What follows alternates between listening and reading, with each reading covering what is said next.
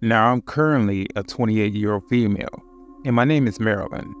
The girl that almost got kidnapped is still my best friend to this day. So, to respect my friend's privacy, we can call her Emily. Emily and I met in daycare class when we were in pre-K, and she ended up coming to my elementary school in 2nd grade, and we became BFFs. Fast forward to 7th grade on March 22nd, 2008. Emily and I were having a sleepover at our house, and our other friend, who we will call Betsy, was arriving around 3 hours after I got there. Around 2 hours into the sleepover, a man in a blue F-150 pulled up into Emily's driveway. He told us, "Hey, is your mom here?" Emily said, "No, she's at the farmer market picking up groceries." The pale, bald man said, "Great, now one of you is coming with me." And he bolted for Emily's arm and started trying to pull her into the back seat of the truck. And this was a real save by the timing moment. Betsy and her dad pulled into the driveway to drop off Betsy, and her dad jumped out of the car, yelled at the man for a good 30 minutes, and he drove away. I am not sure if he ended up kidnapping the kid that day or not, but the cops were alerted.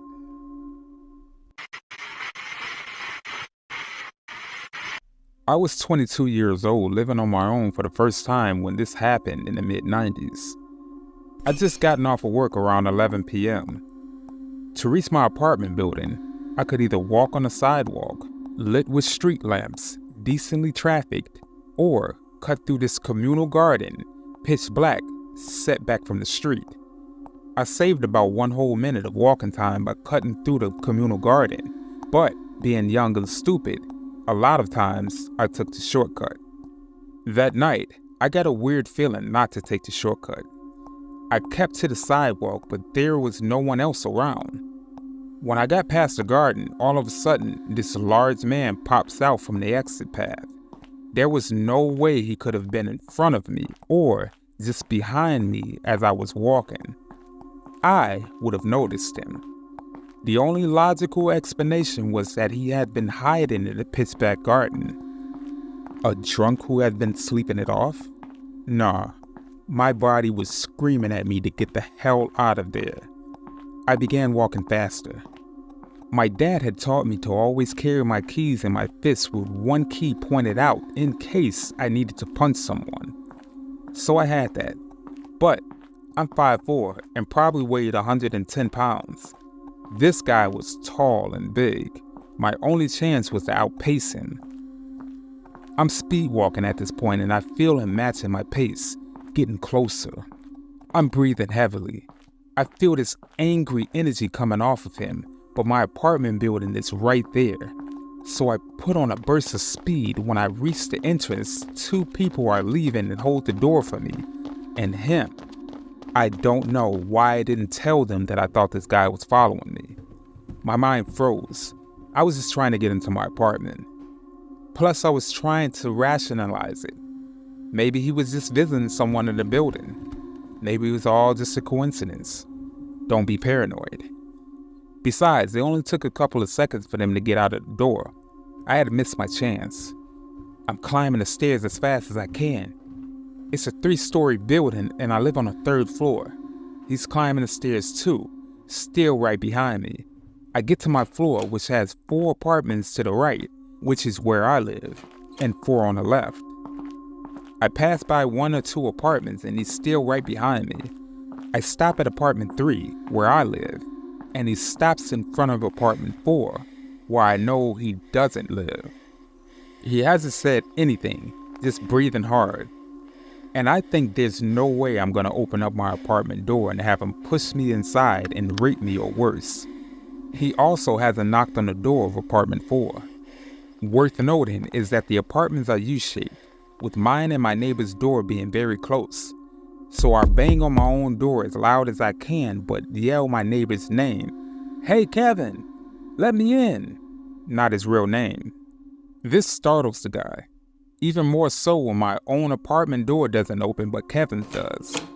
Kevin sees the guy standing right in front of his door and asks what he wants. The guy started mumbling something about the wrong apartment, but I have my own door open so fast that I am inside my place in a flash, locking the door behind me. I grab my cordless phone to call the police, but I hear Kevin through the door telling the guy he needs to leave. The guy does. Kevin then knocks on my door and asks if I'm okay. I thank him, say that I am, but inside I'm still frozen, adrenaline pumping, scared. I thank him again and tell him to have a good night. Lock my door again. I have my phone in my hand ready to call the police, but I started to rationalize it again. What exactly happened?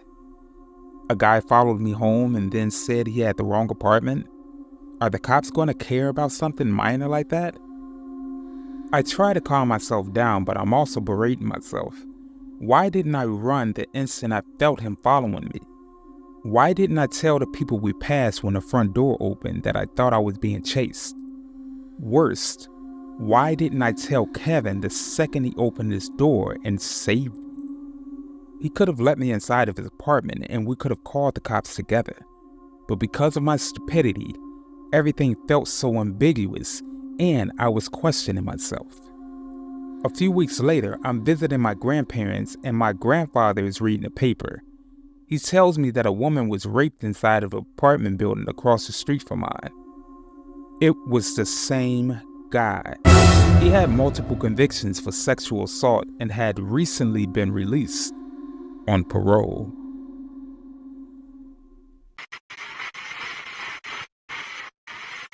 Here is a bit relevant content for this post.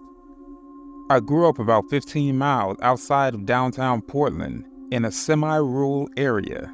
We lived on a windy country road in the hills where the homes were spread quite a distance apart. Our closest neighbor was maybe a 10-minute walk away. Our house was set back off the road and had a gravel driveway that took a sharp turn, so you couldn't really see the house from the road and vice versa. One warm spring day when I was 10, I was riding a bus home from school. As the bus squeaked to a stop at my driveway, I looked out the window to my left and saw a man in a gray pickup idling aside the road, parked perpendicular to my driveway, almost blocking it. Being so young, I thought nothing of it. But when I got to the front of the bus, the driver held out her arm, blocking me from going any further. She asked me, "Do you recognize that truck or that man?" I told her no. At that point, she opened her sliding window and motioned for the man to move along. He looked at her and then looked back ahead and didn't move. He wasn't doing anything in particular. He was just only sitting there. The bus driver then got on the intercom and told him that he needed to move along, but he continued to stay there. Then she said, "Sir, you best to move along. I'm not going anywhere until you're out of here."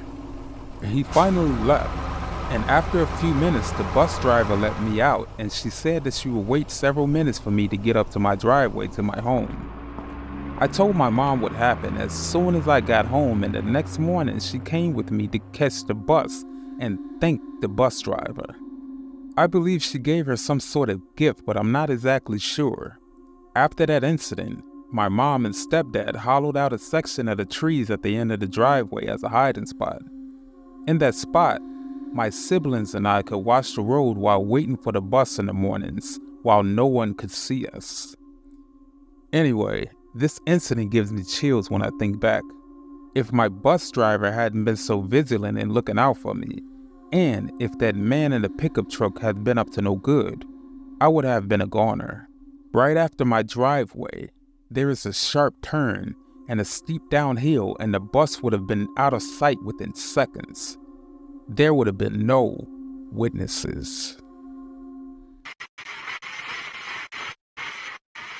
This is a story of someone I knew and had cut ties with because he was a freaking psycho.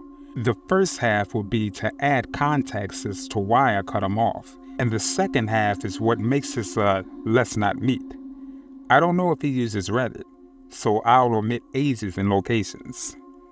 It started 4 years ago when I was living in a friend's house while attending a nearby university. It was myself, my friend, his sister, and their parents. Roughly about 2 weeks into staying there, my friend's sister invited her boyfriend to live into the house too. And by all accounts, he was pretty cool at first. Very sociable and full of great stories. We often sat around a table for drinks and talked about life having a smoke in the garden. Within the first month, however, as he started to get comfortable, cracks started showing into his character. He would rant about government conspiracy, how he was always wrong-partied. He was big into the signal male bullshit in martial arts, and damn, he really did have a bad temper. He had this big dog he always kept in a cage that was extremely violent when he wasn't around. The dog actually attacked his girlfriend and he had to put it down. That's when the guilt trips towards her began and the ranting became incessant. About 2 months later, he had the bright idea to live in a shipping container, mainly because his parents wanted him out, and he dragged his girlfriend along for the ride. I'm not talking about the ones where it requires a little bit of restoration. This was a rented container and a storage yard amongst the outskirts of the town that we were living in. He would intimidate and threaten the staff there constantly until they called the police. This, of course, was another conspiracy. He became increasingly abusive to his girlfriend to the point where the family got involved to get her out of there. I stuck close to them, having to pretend to be on his side until we could safely get her out of there. They broke up, which he blamed me for, claiming I was poisoning her against him to make her mine. She has a new partner now, and they are happy. We all blocked the crazy psycho ex on everything possible, but he continued to harass them until eventually he disappeared, or so we thought. Fast forward to last year. I started to receive messages over social media from several different accounts, blocking each one in turn when I discovered who it was. Some friendly and some hostile. One of these profiles, however, was pretending to be someone I knew from the university. We talked about life and how things were going. Eventually, I was invited to a house party, claiming it was a free house and plenty of people were coming.